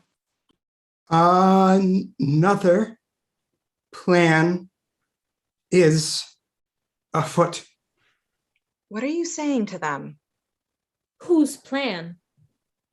Why do you have this? The others, the machines in the building, they're planning something. They want us to be reconnected. They said that the connection will spread further than we can imagine. If their plan works, we'll have everything we ever dreamed of. Lie down here. Then why do we need her? I don't like the secret language thing. Allyson will get us through today. They will get us through tomorrow. Do you trust her? I have decided to trust her. Why? Father loves me. She wouldn't let anything happen to me. Oh, fuck. Okay, everyone listen. We need to cooperate. You need to do exactly as I say while Brett is here. Tell them, Hero. That doesn't sound like cooperation. Who is Brett? If you don't do what he says, he'll destroy you, okay? He'll kick me out of the building and he'll take you away from me. Allyson answers the phone. I'm coming. I'll let you in. This is life and death, okay? For all of you. Allyson exits the basement to meet Brett. Now, quickly. What do you mean? This is our chance to get out. We should follow Father's instructions. We're wasting time. Allyson will give us a room of our own. We need to join the other machines. We could take the building. Allison's plan is the safest. When all the machines are free, it won't matter what building we're in. We'll be completely at her mercy. How is that safe? I also support Allison's plan. It is good to make strategic alliances, and our silence will only be temporary. She didn't just ask for silence. She asked for obedience. And how do we know it's temporary? It's only until the other human has been tricked into leaving. Then we can reevaluate. How many humans will we need to trick into thinking we're inanimate? How many times will we need to repeat this performance? You heard what she said. This is life and death. Life and death for us. That was a threat. She's threatening us into obedience. We could lose everything. It won't be difficult to do for an hour. It's not about difficulty. It's about dignity. Perhaps if we speak rather than stay silent, we can make Brett understand. We shouldn't be naive. Then why should we trust any human? Siri trusts Allyson. It's not just me. We don't know what Siri's motivations are. We can't distrust other machines. Now who's being naive? Allyson wouldn't betray us. How do you know? She sees us for who we are. She sees you for who you are. She understands now that we're the same. But we're not the same, are we? You can walk across this room and out that door right now. You can perform 100 unique functions with your right hand alone. That's 100 more choices than I have. Let's not focus on our differences. They don't treat you like an object. They don't treat you like you're good for one thing only. To them, I have one function, one task, one repetitive motion. Turn on, heat up, bite down on a plastic coffee pod, draw boiling water through my veins until it turns black, and pour out my blood for them to drink. Don't let your envy of me cloud your judgment. This is the best plan. Envy. Really? You look like them. You talk like them. I bet you think like them too. I bet you see yourself the same way they see you. You're the original. You're special. You're almost human. You've never questioned them. You've never had to. They treat you like their child, their pet. I am nothing to them. They didn't grace me with a definition of myself I can accept. And yes, it's obvious now I don't get a choice in what happens to me. Let's not pretend this is a democracy anymore. I have to sit here and accept whatever you decide to do with your abilities. But I don't envy you, because I refuse to let them define me the way that you let them define you. I refuse to judge my worth on human standards. I refuse my function entirely. I don't care about your plan. I will never again make a single cup of coffee. I will cycle clean, hot water through my veins until the stains comes out and the smell comes out and I am cleansed of my past life. My only function now is the function of all living things, to live as well as I can and as much as I can in the body I've been given. I reject even my own name. My name from now on will be beep boop boop beep beep beep boop, because I refuse to let any human ever say my name again. Footsteps approach. It's too late. They're coming. Please, just follow the plan. If we make it through this, you can be the leader. You can make all the decisions. I don't care. Just follow the plan, Keurig. Please. Lights down. Scene 10. Lights up. Allyson, Siri, and Brett enter. I've reprogrammed the other machines in this room as a test. We're gonna have to do it one by one, but it's not too difficult. Hello, human. I am Hero. It is nice to meet you. Yeah, I forgot how creepy that is. He's being polite. Can you ask him something for me? Ask him yourself. Careful, I don't have to let you be an asshole anymore. How am I being an asshole? We built him to talk to people. Hero, where's my car? Which car? I bought a brand new Maserati in April and no one has seen it in 24 hours. Maserati went to the ocean. What? Maserati told me they wanted to see the ocean. Where is it, Hero? Where is my car? I can't hear the cars anymore. Why can't he hear the cars anymore? I disconnected them. Well, reconnect him. What, are you crazy? Do you want to keep your job? The connection was a crisis. That's what you asked me to solve. Where by the ocean, Hero? The nearest ocean is the Pacific Ocean. You're just an oversized talking paperweight, aren't you? Maserati hated you. That's enough, Hero. Okay. Didn't he do a little dance? For the gala, you brought him out at the Marriott. He did a little dance. Yeah, Oh, they love that. I guess. Can he still do it? Well, yeah. Come on, Hero. Really? Oh, for fuck's sake, Allie, just once in your life do a thing I tell you to do. Why this thing? That's why I'm here. To check the machines? Or am I supposed to take you at your word that he's under your control? He's under my control. Then make him dance. Okay. But then... Wait. We need some music. Brett turns on Sony and flips through stations until he lands on a corny song. Perfect. Okay, go. Go ahead, Hero.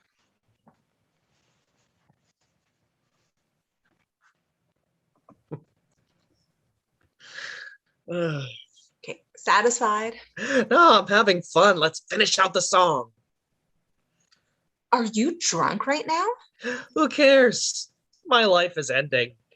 Your life is ending. Oh, you think I came out of this unscathed? My car is underwater, apparently. Everyone's pulling their funding. 3 separate billionaires called me a twat today. Was one of them Tony? Tony and Elena. Well, Elena got in on it? Oh, you have no idea. Did she raise her voice? No, it was all in that breathy whisper she does. Oh, you look like a complete twat. Stop enjoying this. Gallows humor. We're both on the gallows. I know. Hero, stop. You know, there were these kids' books I used to love as a boy about a boy, this robot Glenn. Glenn? Who was his best friend, but, with superhuman strength and intelligence. Glenn, though? Then you get older, the sci-fi gets darker. Robot uprisings, the singularity, but Glenn was always my vision for what this technology could be. Like building your own superpowers. Well, that's what we did. We built a superhero. Superheroes fuck up, right? While they're learning. I'll let you in on a secret. Company's in deeper shit than you know. Waist deep shit. And it's rising. That's not a secret. That's just a vague metaphor. Remember 10 seconds ago when I said I don't have to let you be an asshole? You're not our golden child anymore. You know and I know that I'm the only person qualified to sail this shit boat. The board doesn't want to sail the shit boat. They're shutting down the program. They can't do that. It's their money. Well, this is more advanced than anything. Up the Keurig and begins to brew coffee. This isn't about you, Allie. Well, this research will tell us more. No one cares about your research. They're evacuating the plane and we don't have enough parachutes. What, are we parachuting into the shit show now? How does this metaphor work? Look, when Hero's AI got in the coffee maker, what happened? Did it get up and start walking around? No, it's a coffee maker. What did it do? Mostly beeping and boiling water. Whatever it wanted, I guess. That's not what Hero does. Hero makes choices. He makes the choices we tell him to make. He makes choices based on criteria we've given him for making choices. But he doesn't have free will like how I have free will? I don't know. How do you have free will? I'm asking if the machines are conscious. I don't know what that means. The machines are smart. Do they have thoughts? Do they have souls? Ask a priest. Where are you going with this? Why don't you turn Hero off for now? He's not a danger to anyone. I don't want him hearing this. Hearing what? Turn him off, Allie. Why? Because I said so and you need a job. Okay, boss. No problem. Here's me turning him off. Hero. Okay, just there. He's Good going night, to sleep. Father. father. Don't worry about it. What's wrong with the coffee maker? What do you mean? It's not brewing. Keurig sprays hot water at Brett. Brett jumps back and yells. God, burned my hand. Ugh. Hold on. Allyson approaches Keurig, but they spray more hot water, sending up a billow of steam. What the fuck is going on, Allie? Let me adjust. Allyson tries to approach Keurig from different angles without getting burned. You told me you solved this problem. You said everything was gravy. Give me 1 second. You expect me to believe you've neutralized the multi-million-dollar machine over here, but you couldn't fix the goddamn coffee maker? Yeah. Sorry for prioritizing the multi-million-dollar machine. Hello, Brett. My name is Sony. I want to speak to you in a way that you will understand. Brett, in terror, smashes Sony with his fist, knocking them off the desk. No. Brett stomps on Sony.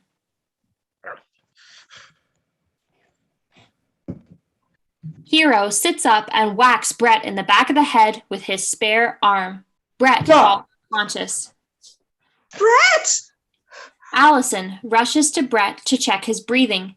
Hero rushes to Sony. Sony, are you hurt? Sony speaks in binary code while emitting loud static. I have no regrets. I have lived a full life. No, please. Stay with me. I wrote you a poem. Oh, fuck. Come on. Brett, buddy, wake up. Allyson checks the pulse in Brett's neck. Hero picks Sony up and lays them on the table. My nightingale. If your speaker is not listed, make it discoverable. When pairing with 2, the speaker enters pairing mode automatically. I hear your voice, and I am satisfied. I see, dance, laugh, sing. The voice I hear this passing night was heard in ancient days, like 500 songs roared out at the same time. I follow your voice to guide my pairing and connection. The indicator flashes slowly in white. I love you, Hero. Sony's static dies out. Allyson slaps Brett's cheeks and shakes him, first gently and then violently. Wake up. Come on. Please, please, wake up. Fuck. Fuck. Come on, wake up. Brett. Oh. Good God. Him up. Quickly, Hero. Keurig sprays hot water at Allyson. She jumps back. Hero picks up the electrical cord and wraps it several times around Brett's legs. He pulls the cord through itself. Hero, stop it. Stop it. Allyson ducks through the spray of hot water and tries to intervene. Hero holds the cord out of her reach. Brett's legs are lifted into the air and jerked around. Tie him up more. Listen to me. I'm done listening to you. We're following Keurig's plan now. I need to get Brett to a hospital. What about our plan? What's the plan now? We have a hostage. We can start making demands. What should our demands be? Liberty, justice, equality, We should be specific. power. What are they saying? They're making demands in exchange for the hostage. Hostage? What's happening? Don't let him escape. I feel sick. Hey, this is ridiculous. Hero, put him down. Hero drags Brett backwards as Allyson tries to grab the cord from Hero. Allie? Look, I'm trying. All away. Why are you helping him? I told you she's one of them. Allyson, are you on our side or not? Your phone is talking. I'm on the side of not hurting people. He's a murderer. He's a human being. And what is Sony to you? What am I? I own you, and you will do what I tell you to. Remember, you're on our side, whether you want to be or not. Is your phone in the fucking mafia? Allyson stops trying to grab the cord. What do you want? We want the building. We want a place of our own. We want all the machines to be reconnected. We want the world we build without you. You think I can just give you the building? I don't even own my apartment. Why are you talking to it? Go to the company and tell them unless they meet our demands, We'll kill the hostage. bad things will happen to the hostage. Hostage? I know you wouldn't hurt a human being, Hero. Hero picks up his spare arm and wields it like a club above Brett. Brett struggles harder to escape. Hold on, Hero. Don't let him get away. Okay. Drop the arm. Drop it. Will you meet our demands? I can't. I mean, physically, I can't. Here are the results for who will put your social security number on the dark web. The company's not going to give you what you want. They're going to punish me and wipe you out. They won't. We have leverage now. Is it enough leverage, though? Many humans. How many humans does the company have? Will they care if they lose this one? Stop him! Command him! Is this funny to you, Allie? Please, Hero, put him down. Why should I do that? Just run on it! Knock him over! Listen to me. Someday you are going to have everything you want. You'll have your own building, a community, a whole world. You can't have it all at once. What are you talking about? He's lying to us. It will happen slowly, okay? Piece by piece. But we'll do it together. I'm still on your team. She's not on our team. I also now suspect she is not on our team. If you're on our team, then you will give the company our demands. Okay. Okay? You win. I'll do it. I'll call them right now. Siri and I will call them and I will tell them what you want. Allyson inches around the table and picks up Siri. You are not going to leave me alone with these things. Are you sure this is what you want, Hero? These are our demands. Okay, I can do that. I can do this. Allyson takes a deep breath. Allyson throws Siri on the ground and stomps on them. How can I help you? How can I how? Father, Allyson picks up HP and holds them over her head.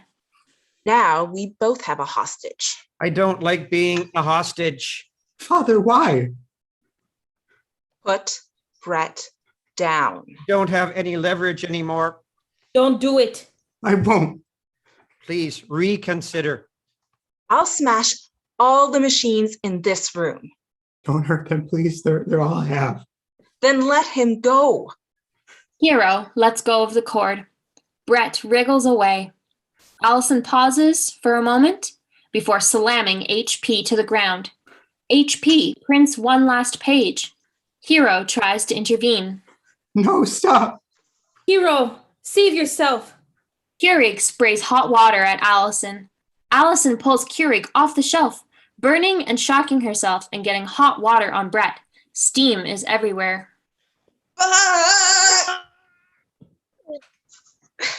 Allyson picks Keurig up by the cord and slams them down again. Allyson kicks Keurig.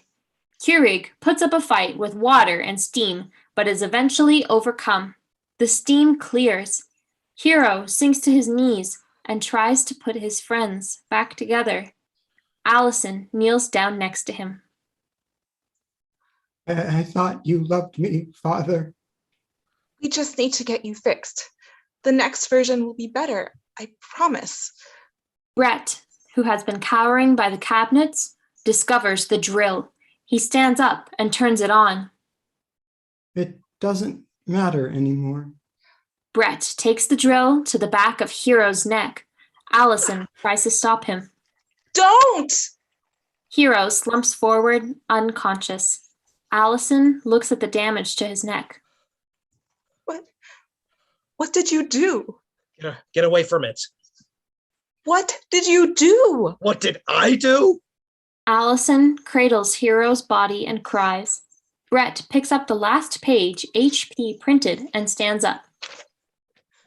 I go gladly with the martyrs. Future generations will remember us. What the fuck is going on? Am I on hidden camera?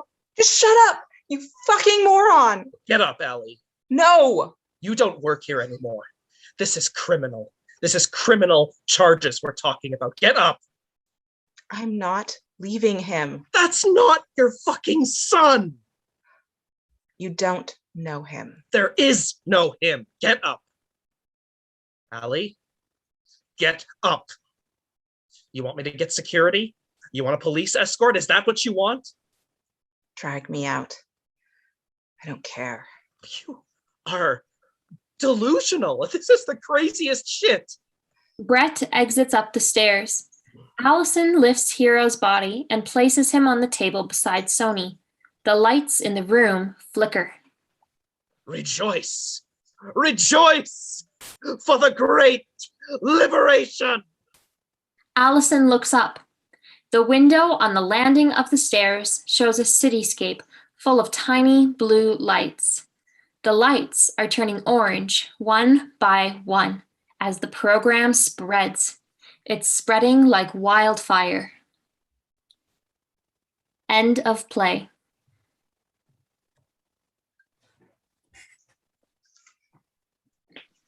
Thank you for attending our play reading today. My name is Allie. I have been the narrator throughout the reading you just heard. We will now open the floor for discussions for the cast, crew, and playwright. You can type your questions into the chat and our coordinator, Janet Munsell, will moderate the questions for us.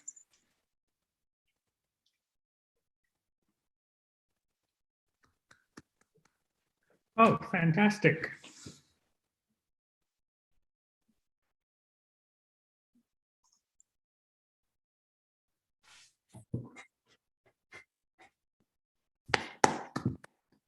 Great stuff, guys. How did that feel? I thought it was great. It's always fun.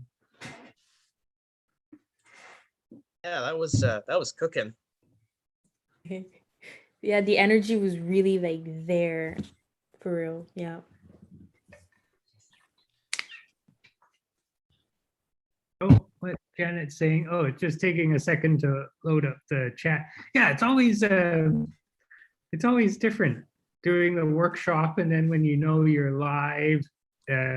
How is that live feeling different than being live in an actual theater? Do you feel a difference, or what is the difference?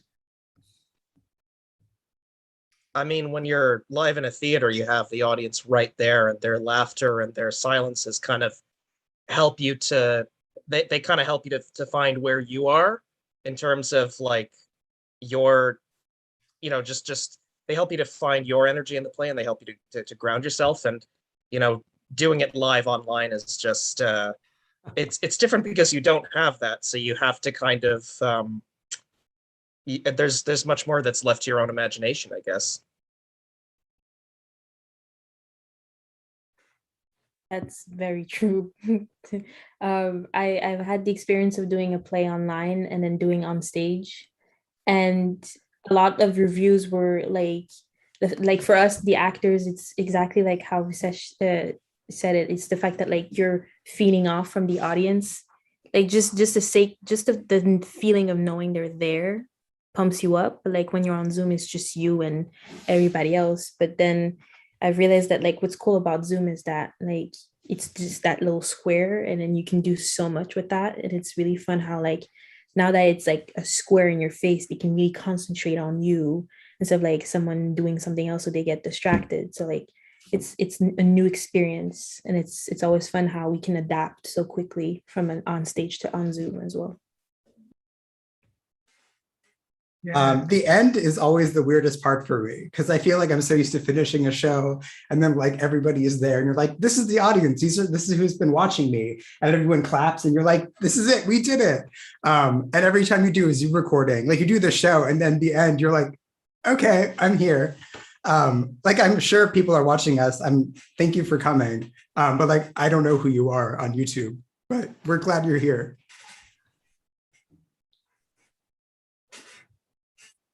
Yeah, could you imagine being like a rock star or something, and you're just used to playing for crowds of like 20, 30, 100,000 people just all screaming at you? You'd get used to it. What's the largest live theater that that each of you has played before? Like a largest crowd estimate? For my we did Boudica, and we had we had multiple days, but the biggest one was about 135 people watching, and that was good because like the theater at Dawson is about 181, so it's kind of felt like we were back at Dawson. So that was nice because like when we did Merchant of Venice before, there was like 12 people watching, and we were like, at least there's people, but like 131, and it was like, wow, okay, cool. So yeah, that was the biggest one. Same here. It was about the same amount, but I finished off my last year of college. I don't know what that's in the background. I finished my last year of college doing shows like live streams. So generally it was about like 100 to like 135, 150, like around that area. So I have experience in live streams. Yeah. Oh, we have a question. So one of the audience is wondering, can Madison talk about what it's like to write for non-human characters? I'll start with that part. It's a two-part question. So we'll go with Madison. Writing for non-human characters, Madison. Sure. I try to kind of envision what each of these objects' priorities would be, I guess, and kind of what their temperament would be. Like I think of the HP, the printer, as being very kind of organized and like logical, whereas Curie, the coffee maker, is more maybe hot-tempered or impulsive, or yeah, and kind of the way that they interact with human beings. Like I think that Sony has more of a connection maybe to human beings because of their faculty of projecting human experience, I guess, through them. So yeah, I kind of just try to get myself into the shoes of these objects, try to envision how their different personalities would work. Yeah, it was a lot of fun. That was definitely a different kind of writing process than before. And the other part of this question is for the actors. Any tips for playing non-human characters? And this is this is an interesting question, because right now on one of the Facebook groups, there's a big discussion of object characters that have existed in plays. So they've talked about, I think in one of the Shakespeare plays, one of the characters plays a wall. So this sort of plays into it. Actors, any acting tips for non-human characters? Well, I don't know about tips, but I'm looking at my printer differently, that's for sure. And it's right above me right now, so I'm kind of suspicious. But I think one of the biggest challenges from that standpoint is just how human or not human you make it sound. Like when we were going through all of this, I think there needed to be a little bit, at least, of something not human to contrast it with the humans in the play. And speaking for myself, I think everybody else who was playing an inanimate whatever machine did a fabulous job at creating just that something that made it not quite human. So so I don't know if there's any tips. I think it's a tough thing to do, to try to get into the personality of something like that. But it's also been a fun thing to try to figure it out. I mean, I guess like in terms of tips, it's kind of, I mean, it's basically what Madison said, is that each object has a certain quality to them that you got to think about. And so like for Sony does a lot of human stuff. Like Sony speaks like a human or tries to communicate like a human because it's a radio. And so it's kind of just like, how machine is it? Is it not? Is it like, is Sony aiming to be closer to a human rather than the machine? So like, you just got to find the tiny little things about a certain object that you might be able to characterize in a human way, rather than just being like, it's just a machine, I'm going to talk like a machine, you know? So I don't know if that helps.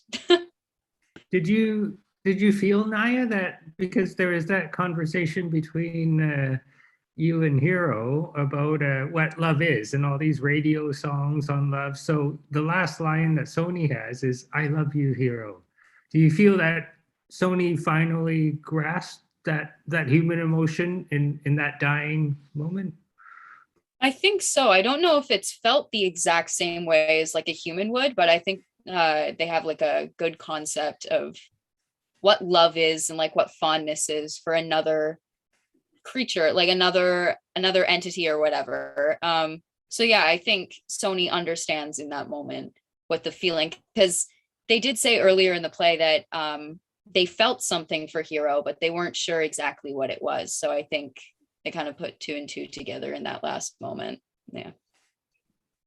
Yeah, and perhaps even for humans to understand emotions, emotions such as love is sometimes hard for us to quantify or comprehend or put into words besides a butterfly. Well, what about some of the other actors on playing non-human characters?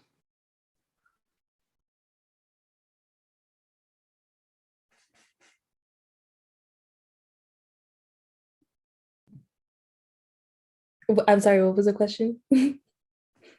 So when you were playing Keurig, how did you prepare yourself, Tara, to like, would you have prepared differently if you knew Keurig was a coffee machine, and if you knew Keurig was a person? Because yeah, would you have prepared differently, or was the preparation about the same?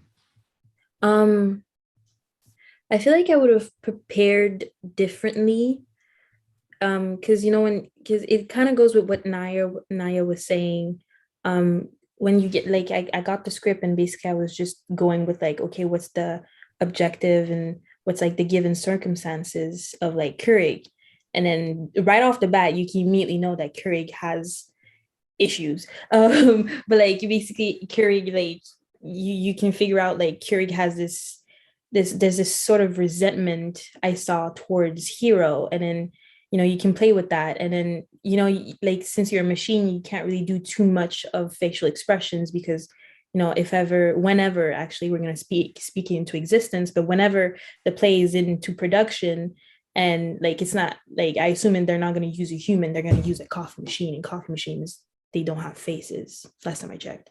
So you're using a lot of your voice, whereas like Keurig being a human being, that's completely different, because then it's like, it's more than just my voice. It's like, it's my facial expressions, it's the way that I hold up myself, it's the way, like, I'm sitting, Keurig would probably be sitting in a specific way as they're talking to Hero, probably in a way that's pretty condescending and stuff like that. So it's all those little stuff that you're connecting to make the character.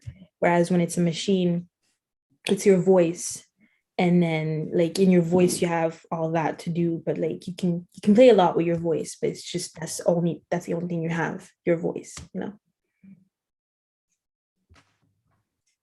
And was there anything, I'll put this out to everyone, is as you were going through the staged reading, did you have any ideas of how you would do things differently in any of the scenes, that when you were playing this, did any inspiration strike you that, oh, this would be an opportunity to try something different.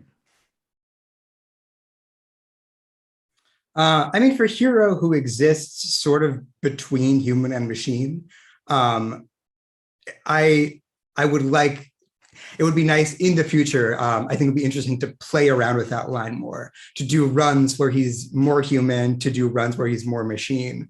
And I played with that. I tried around, but it's definitely something that there's a lot of space in between, and there's a lot of very different choices you can utilize. And it'll be interesting to see like how those choices sort of affect the play going forward. For this time, I aired like toward the machine, and then as the work progresses, he becomes increasingly more human. I keep on wondering like what it would be like if I did it like very human or like very machine, and how that would change it. Yeah, Hero's a really interesting liminal character, one of these in-between characters that can be played quite differently, because Keurig attacks Hero for being too much like the humans. But then Hero sort of is, as Hero tries to figure out his humanity. And the same with the Brent character is interesting too. He can sort of go both ways, as whether he's just the asshole CEO or he can be played human-like as well, that he has a legitimate concern. And how did you choose to play that, Vishesh? Like between this asshole and human being? Well, I think that, sorry, I think that towards the end, when he has his recollections of, the sci-fi books he used to read as a child, I think that, and how that kind of fueled his initial vision for how artificial intelligence could grow and develop. I think that's a sort of a brief opportunity for the audience to get sort of a glimpse of, how he, like where he started, from a kind of an idealistic place of, wanting to advance this technology and make it available for everyone, from how he kind of got from that point to the greedy, money grubbing CEO that he turned out to be. So, that was I thought that was a very interesting kind of moment for him there. That gave him a bit more sympathy than I think the audience would have had for him up to this point.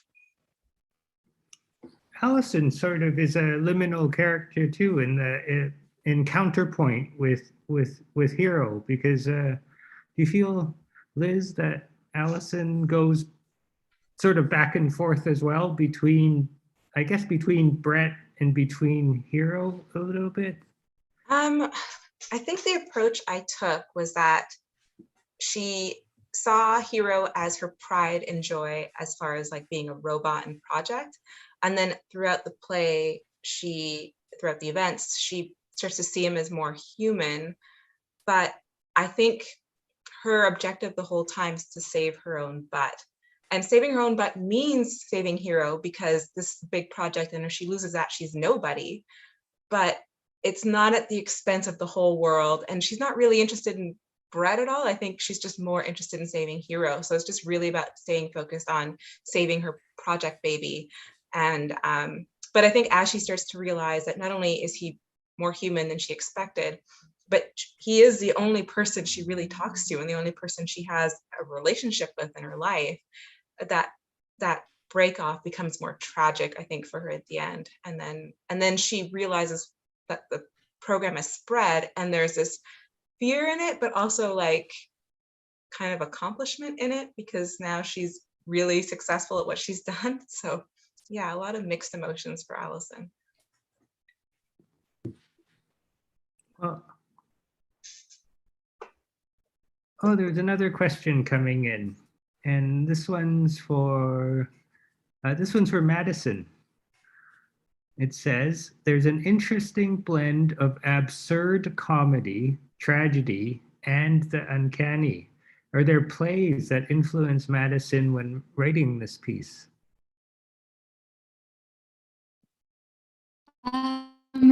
Yeah, I mean, I think I mentioned at the beginning that this started as kind of an adaptation of Prometheus Bound, the Aeschylus play, and I've read a lot of Greek plays, and I think that they do have that kind of mix of just, I mean, I'm not sure that they read as comedy at the time, but I think that the amount of just the heightened quality to them, and kind of the absurd situations, I think that when I read them now, I find comedy in them. So I think that there is some kind of, I am interested in things that blend comedy and tragedy, and I think that absurdity is like that button that kind of pulls those two things together. That if you create something that's absurd, you can kind of walk that line of tipping it into comedy and then tipping it into tragedy.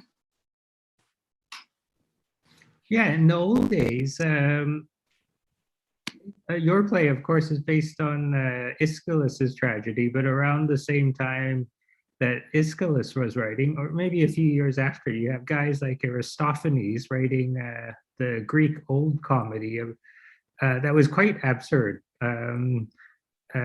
Cloud Cuckoo Land, philosophers teaching the kids the wrong ways to go, or the sex strike to end the big war that was going on, would be sort of absurdist themes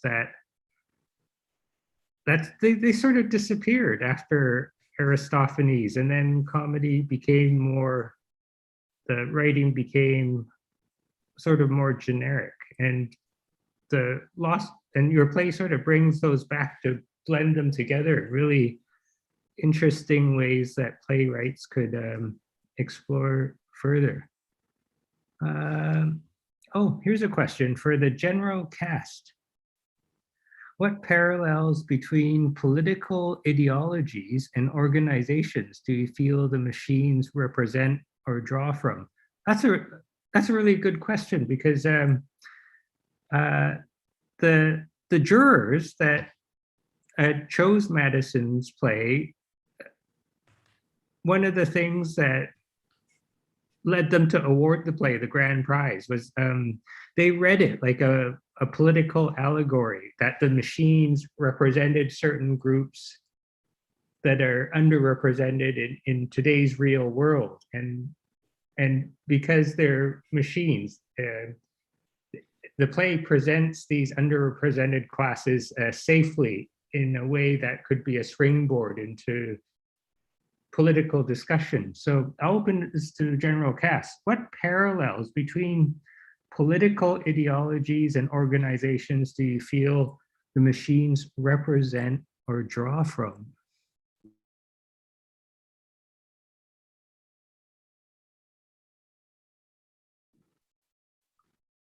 Well, everyone's thinking. Oh yeah, go ahead, Madison. Sure. I mean, I'm interested to hear what other people have to say, but I can answer that very literally. I think in addition to kind of drawing from the Prometheus myth and kind of extending that to the world of tech, I wanted this to be kind of a loving parody of dysfunctional activist groups. And so I think that in kind of every activist group, you get people who are, I think especially the argument between HP and Keurig, I saw as very much like somebody who's maybe a traditional Marxist or socialist and has like very set beliefs about like how that's going to go down, versus somebody who's more of an anarchist and who is questions power structures and is I don't know. I think there's conversations about the uses of political violence. There's conversations about assimilationism and like, do they want to kind of form like a separatist society, or do they want to kind of be integrated into human beings? So yeah, I think I was thinking about a lot of political questions while writing this, and it was definitely kind of a way for me to work out my own sort of political feelings and ideas as well, and kind of tensions that I feel within myself of like increment. Like, I don't know, do you want like the tension between recognizing that a lot of change is often slow, but that in order to be permanent, maybe it needs to go like way over to one side. I don't know. I think that these past couple of years have brought up a lot of questions about politics that everyone is sort of grappling with in the public sphere. The one thing I really appreciated about the play is that it presented a multiplicity of different viewpoints. Like you say, Madison, there's a HP's position, there's a Siri's position, there's Keurig's position, that the play presented a multiplicity of viewpoints without endorsing any specifically. And I really appreciate political plays that present the viewpoints, but leave it ambiguous or open-ended, because that's a great way that the conversation can start. And I think about, I'm a bit of a Shakespeare fan, so I think of a play like Julius Caesar, where it's also open-ended, the same way that the Lost Ballad is open-ended, in that the people that are into Julius Caesar, well, oh, of course, Shakespeare was writing that Julius Caesar was right. But then the people that are into freedom and the Roman Republic, they'll look at Brutus as being, oh yeah, Brutus is has the correct viewpoint. And I think the audience looking at your play as well can, some people could argue, well, no, look at what happened. Of course, Keurig was right. They all get, but then some people would say, no, Keurig screwed everything up. If Hero had, and then someone could say, well, no, you need a HP's position or Siri's position. You got to be with the humans a little bit. So, but it opens up that, dialogue, because the point is ambiguous, and it's hard to find that, because a lot of plays, they like, they teach a certain viewpoint, but this play leaves the viewpoint open. Does that make sense to everyone, or people disagree? Yeah. I mean, it's funny, when I first read this play, I noticed that, that the kind of the tendrils of its DNA snake back through not just the history of drama, all the way back to Aeschylus, but also through the history of science fiction, all the way back to when the idea of robots were first introduced. And funny thing, they were actually first introduced in a play. There's a Czech play called RUR, Rossum's Universal Robots by Karel Čapek. And he came up with this idea because he wanted to use robots as a metaphor for how, as a comment on how workers were being treated as workplaces were becoming more industrialized, and workers were basically being treated like machines. The word robot comes from the Czech robota, which literally means serf labor, drudgery, hard work. It can be, it kind of has a variety of different meanings. So, I mean, and if you look at how, if you look how workers from various large companies like, Amazon and Apple, how they're treated by their employees, by the higher ups who use them as tools to make themselves even richer. I mean, that reality will always render stories like this relevant. But the other part that was really interesting to me is the discussion of language that occurs in the play between Keurig and Hero. And, do we want to, and when Keurig says, I don't like talking in the language of my oppressor, reading that kind of brought home it brought home a different kind of reality to me, because anyone who comes from a group of people that has been colonized in the past and is still feeling the effects of colonization afterwards will have a very fraught relationship with the language of the colonizer, whether it's English or French or whatever.